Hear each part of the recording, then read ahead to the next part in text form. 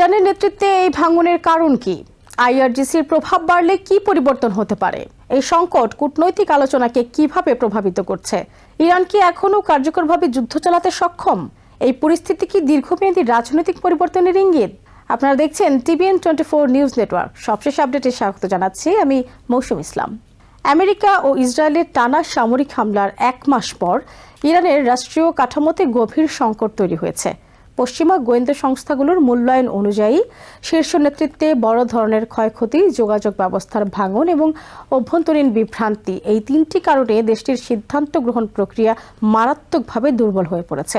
ফলে শুধু সামরিক প্রতিক্রিয়াই নয়, কূটনৈতিক অবস্থান নির্ধারণেও ইরান এখন এক অনিশ্চিত পরিস্থিতির মধ্যে রয়েছে।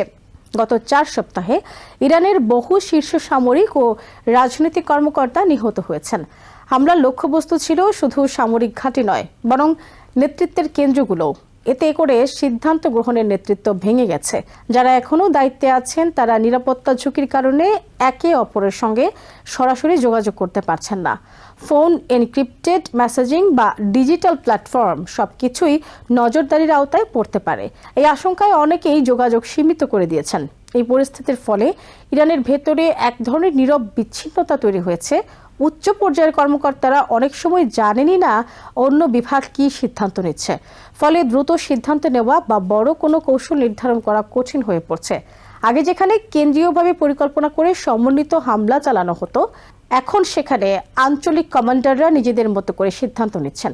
এতে করে হামলাগুলো বিচ্ছিন্ন, ছোট আকারের এবং তুলনামূলক কম কার্যকর হয়ে উঠছে। ইরানের সামরিক সক্ষমতা পুরোপুরি ভেঙে পড়েনি, তবে তার কার্যকারিতা কমে গেছে। বিকেন্দ্রীকৃত কমান্ড কাঠামোর কারণে দেশটি এখনও ড্রোন ও ক্ষেপণাস্ত্র হামলা চালাতে সক্ষম। সাম্প্রতিক কিছু হামলা দেখিয়েছে যে ইরান এখনও আঘাত হানতে পারে, তবে বড় আকারে সমন্বিত আক্রমণ চালানোর ক্ষেত্রে যে ধরনের পরিকল্পনা ও যোগাযোগ প্রয়োজন তা এখন দুর্বল হয়ে পড়েছে। এই অস্থিরতার সুযোগে ইসলামিক রেভলিউশনারি গার্ড কোর বা আইআরজিসির কট্টরপন্থী অংশ আরও প্রভাবশালী হয়ে উঠেছে। রাজনৈতিক নেতৃত্ব দুর্বল হয়ে পড়ায় সামরিক গোষ্ঠীর হাতে ক্ষমতা কেন্দ্রীভূত হচ্ছে। এতে করে সিদ্ধান্তগুলো আরও কঠোর ও সংঘাতমুখী হওয়ার ঝুঁকি বাড়ছে। বিশ্লেষকদের মতে আইআরজিসির প্রভাব বাড়া মানে কূটনৈতিক সমাধানের সম্ভাবনা কমে যাওয়া।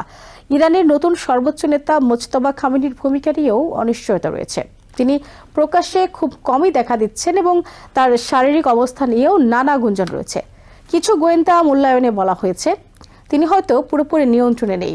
ফলে প্রশ্ন উঠছে, আসল সিদ্ধান্ত নিচ্ছেন কে? অনেক বিশ্লেষক মনে করছেন বাস্তবে ক্ষমতা এখন সামরিক কাঠামোর হাতেই। এই নেতৃত্ব সংকট কূটনৈতিক আলোচনাকে আরও জটিল করে তুলেছে। আমেরিকার সঙ্গে সম্ভাব্য আলোচনায় ইরানের প্রতিনিধিরা স্পষ্ট নির্দেশনা পাচ্ছেন না। তারা জানেন না কোন পর্যায়ে গিয়ে কী ধরনের ছাড় দেওয়া সম্ভব। ফলে আলোচনায় অগ্রগতি ধীর হয়ে যাচ্ছে। একই সঙ্গে আমেরিকাও বিভ্রান্ত বার্তা পাচ্ছে। একদিকে নমনীয়তার ইঙ্গিত, অন্যদিকে কঠোর অবস্থান। প্রেসিডেন্ট ডোনাল্ড ট্রাম্প একদিকে দাবি করছেন ইরানের নতুন নেতৃত্ব এসেছে এবং তারা তুলনামূলকভাবে যুক্তিসঙ্গত আচরণ করছে। অন্যদিকে তিনি অভিযোগ করছেন ইরানের বার্তা অস্পষ্ট ও পরস্পর বিরোধী। এই দ্বৈত অবস্থান পরিস্থিতিকে আরও জটিল করে তুলছে। দ্রুত কোনো চুক্তি না হলে যুদ্ধ আরও বিস্তৃত হতে পারে, এমন হুঁশিয়ারিও দিয়েছেন তিনি। এই প্রেক্ষাপটে খার্ক দ্বীপের বিষয়টি বিশেষভাবে গুরুত্বপূর্ণ হয়ে উঠেছে। পারস্য উপসাগরে অবস্থিত এই দ্বীপটি ইরানের তেল রপ্তানির প্রধান কেন্দ্র। বিশ্লেষকদের মতে এই দ্বীপ দখল বা আক্রমণের চেষ্টা করলে তা শুধু সামরিক নয়, অর্থনৈতিকভাবে বড় ধাক্কা হবে। এতে বৈশ্বিক জ্বালানি বাজারে অস্থিরতা তৈরি হতে পারে এবং তেলের দাম আরও বাড়তে পারে। যোগাযোগ ব্যবস্থার ভাঙন ইরানের ভেতরে ভয় এবং সন্দেহের পরিবেশ তৈরি করেছে।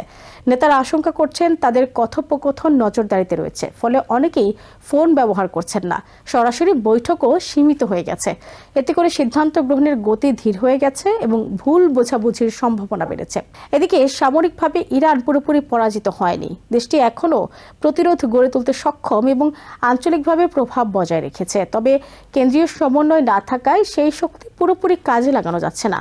ফলে যুদ্ধ একটি অদ্ভুত ভারসাম্যে দাঁড়িয়ে আছে, যেখানে কোনো পক্ষই পুরোপুরি এগিয়ে নেই, কিন্তু ঝুঁকি বাড়ছে প্রতিদিন। ইরান এখন এমন এক সংকটে রয়েছে যেখানে সামরিক চাপ, রাজনৈতিক ভাঙন এবং কূটনৈতিক অনিশ্চয়তা একসঙ্গে কাজ করছে। এই পরিস্থিতি দীর্ঘায়িত হলে দেশটির অভ্যন্তরীণ স্থিতিশীলতা আরও ক্ষতিগ্রস্ত হতে পারে এবং আঞ্চলিক নিরাপত্তা পরিস্থিতিও আরও জটিল হয়ে উঠতে পারে। নিউ ইয়র্ক থেকে সম্প্রচারিত TVN 24 টেলিভিশন বিশ্বজুড়ে বাঙালির কণ্ঠস্বর।